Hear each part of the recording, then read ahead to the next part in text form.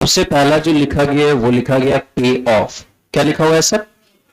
पे का मतलब चुकाना, ऑफ का मतलब कहीं से आप दूर चले जाते हैं। प्रेपोजिशन में मैंने पढ़ाया भी, ऑफ जो है सेपरेशन को दिखाता है, ऑफ जो है अलगाव को दिखाता है। तो पे ऑफ का मतलब ये लिखा गया to finish paying money owed for something. किसी चीज के लिए आपने पैसा जो उधार लिया था, अब उस पैसा को जब आप चुका देते हैं तो उसके लिए हम जो यूज करेंगे वर्ड पे ऑफ। क्या यूज करेंगे बाबू?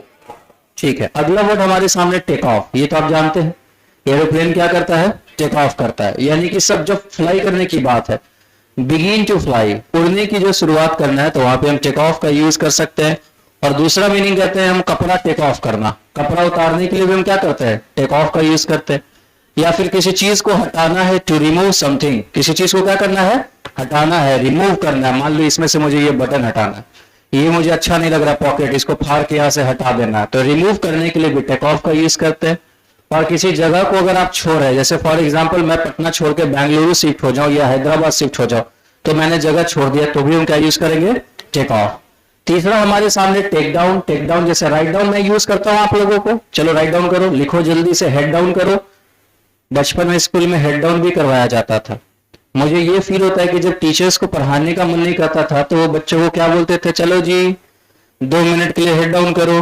अब बच्चा लोग खुश, हेड डाउन करके मजा आता था बात करने में। तो ठीक है, तो वो तो हेड डाउन था, बट यहाँ पे टेक डाउन का मतलब होता है टू राइट। टेक डाउन का मतलब, तो आज के बाद आप यूज कर सकते हैं लिखने के लिए टेक डाउन। क्या यूज कर सकते हैं?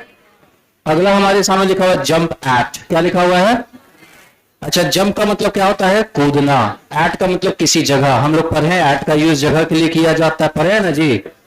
तो किसी जगह पे आप कूद के चले गए, इसका मतलब है वहां कोई ऑफर है, कोई अपॉर्चुनिटी है। आपको पता चला कि भैया सोना जो है 50,000 से घट के 40,000 आ गया, 30,000 पे आ गया, आप धनाधन लोग चले गए, जंप करने लगे, कूदने लगे हो इस जगह।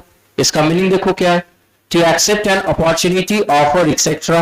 यानी किसी भी ऑफर या अपॉर्चुनिटी को एक्सेप्ट करना, पाना, उसको एक्सेप्ट कर लेना, दैट इज जंप एट। या फिर दूसरा मीनिंग क्या होता है? टू ड्रॉ कंक्लूजन इन अ हरी। जल्दीबाजी में जब कंक्लूजन ड्रॉ कर लेते हैं। किस चीज में सर? आराम से या जल्दीबाजी में? तो जल्दीबाजी में जब आपने कोई डिसीजन लिया हो तो भी हम यूज करते हैं jump eight. And the last one is breakout. क्या लिखा हुआ बेटा? इसका मतलब क्या लिखा हुआ है? To start suddenly. कोई भी चीज अचानक से जब शुरू हो जाता है तो वो ब्रेकआउट हो जाता है, चाहे कोई युद्ध हो, लड़ाई हो। मान लीजिए कभी ऐसा आपने देखा होगा पब्लिक प्लेसेस पे, रोड्स पे, किसी का टायर सट गया किसी के पैर में, हो गया लड़ाई शुरू, दंगा शुरू हो गया, ऐसा कैसे हो गया, वैसा कैसे हो गया, बहुत तरह की बातें हो जाती है। तो जो भी चीजें अचानक शुरू होती है, खासकर कोई वॉर या फाइटिंग, तो उसके लिए हम लोग ब्रेकआउट का यूज करते हैं। किसका यूज करते हैं? चलो आई गिव यू 1 मिनट, इसको दिमाग में जल्दी से डालो। ये पहले भी आ चुका है, फिर से हम लोग देख रहे हैं। लिखा है, पढ़ो जरा क्या लिखा हुआ? Short expression of general truth. जो एक सामान्य सत्य होता है, सत्य, सामान्य रूप से जिसे सत्य माना जाता है हमारे समाज में, हमारे सोसाइटी में, उसको दिखाने के लिए जो एक शॉर्ट एक्सप्रेशन का यूज करते हैं। फॉर एग्जाम्पल, नाच न जाने आंगन टेढ़ा, साच को आज क्या, ऐसा हम लोग यूज करते हैं ना। तो ये जो शॉर्ट एक्सप्रेशंस होते हैं जो जनरल ट्रुथ को दिखाते हैं, जैसे हम कहावत, लोकोक्ति, ये सारा कुछ कहते हैं, उसी को इंग्लिश में कहा जाता है मैक्सिम, डिक्टम, प्रोवर्ब। क्या क्या बोला जाता है? कैसे बोला? कैसे बोला? एग्जामिनेशन में ये बहुत इंपॉर्टेंट है, रेगुलर बेसिस पे पूछा जाता है। दूसरा देखो क्या लिखा हुआ है, talk that brings bad reputation to somebody. वैसा बात, वैसा चीजें, वैसी बातें जो किसी के लिए बैड रेपुटेशन लेके आ जाए। कैसा रेपुटेशन लेके आ जाए? बैड रेपुटेशन का मतलब बुरा, उसके लिए रेपुटेशन का हिंदी क्या कह सकते हैं? रेपुटेशन मतलब रेपुटेशन, समझ रहे हो ना? अरे भाई समझ रहे हो, जरूरी थोड़ी कि हर वर्ड का हिंदी मीनिंग जाने। हाँ, उसका रेपुटेशन बैड हो जाना मतलब उसका चरित्र खराब हो जाना वाला, ठीक है? तो वैसे चीज के लिए आप तो ये वर्ड से वाकिफ है। क्या में फंस गया भाई? उसके साथ तो स्कैंडल हो गया, तो स्कैंडल में फंस गया। तो वही सैंडल नहीं है, क्या है? स्कैंडल है। अगला देखो, 3 और 4 भी आपके एग्जामिनेशंस के लिए बहुत इंपॉर्टेंट है, अक्सर रिपीटेड है। तीसरा पढ़ो क्या लिखा हुआ? Place where bees are kept. बीज का मतलब मधुमक्खियां। वैसा जगह जहां मधुमक्खियों को रखा जाता है उसके लिए एपियरी क्या यूज करेंगे। और अगला लिखा हुआ है, जैसे इसको ऐसे याद रखना है, एपी एपी एपी का नाम सुने हो, एक कोल्ड ड्रिंक्स आता है एपी फिज, सुने हैं ना।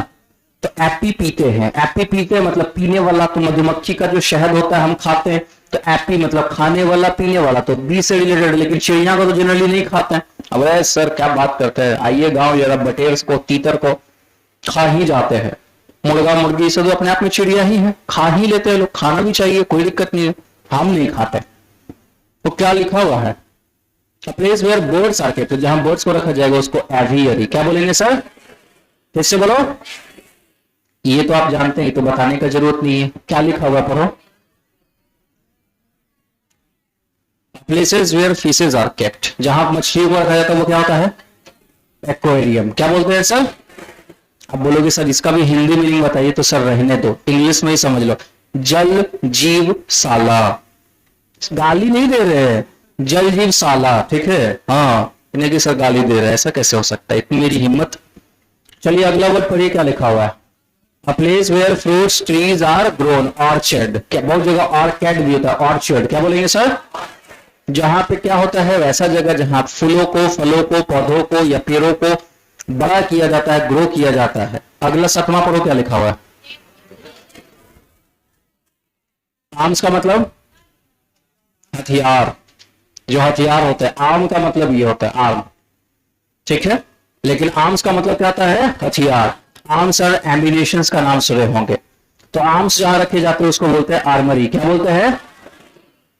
8वां पढ़ो जरा, क्या लिखा, a room or place set apart of children or a place young plants and trees are raised for transplantation elsewhere। Nursery का नाम सुने हो ना, जहां पे बच्चों को रखा जाता है, पढ़ाया जाता है, या छोटे छोटे पौधों को या पेड़ों को रखा जाता है ताकि उसे कहीं और ट्रांसप्लांटेशन किया जा सके, यानी कि उसको ले जाके नर्सरी में जाते हैं, पौधा लेके आते हैं, अपने घर के गमले में लगाते हैं या बगीचे में लगाते हैं, ठीक है भाई साहब, तो उसको नर्सरी कहते हैं। 9 नंबर पढ़ो जरा, क्या है, क्या है, ये तो हम पढ़ाएंगे नहीं, अब इसको भी पढ़ाना पड़ जाए तो क्या पढ़ेंगे, ये नहीं पढ़ाएंगे, ऐसे जान लो। वैसा जगह जहां आप कपड़ा धोते हैं, आयरन होता है, वो क्या कहलाता है। 10 नंबर पढ़ो, क्या है, ये भी एग्जामिनेशन में बहुत पूछा जाता है, जहां पे जहाजों को रखा जाता है वो क्या होता है, पानी वाला, उड़ने वाला नहीं। एरोप्लेन होगा तो हैंगर हो जाएगा, इसमें होगा या नहीं, कहीं ना कहीं आएगा, वहां उसके लिए क्या यूज करते हैं, हैंगर क्या यूज करते हैं। और पानी वाला जहाज जहां रखा जाता है वो क्या होता है, हार्बर। 11 नंबर पढ़ो, क्या लिखा हुआ, हाँ जहां ग्रेन्स अनाज को रखा जाता है उसके लिए क्या यूज करेंगे, ग्रैनरी क्या यूज करेंगे। And the last one is building in which मुर्दों को कुछ देर के लिए रखा जाता है, मॉर्चुअरी क्या बोलेंगे। 1 मिनट का टाइम है।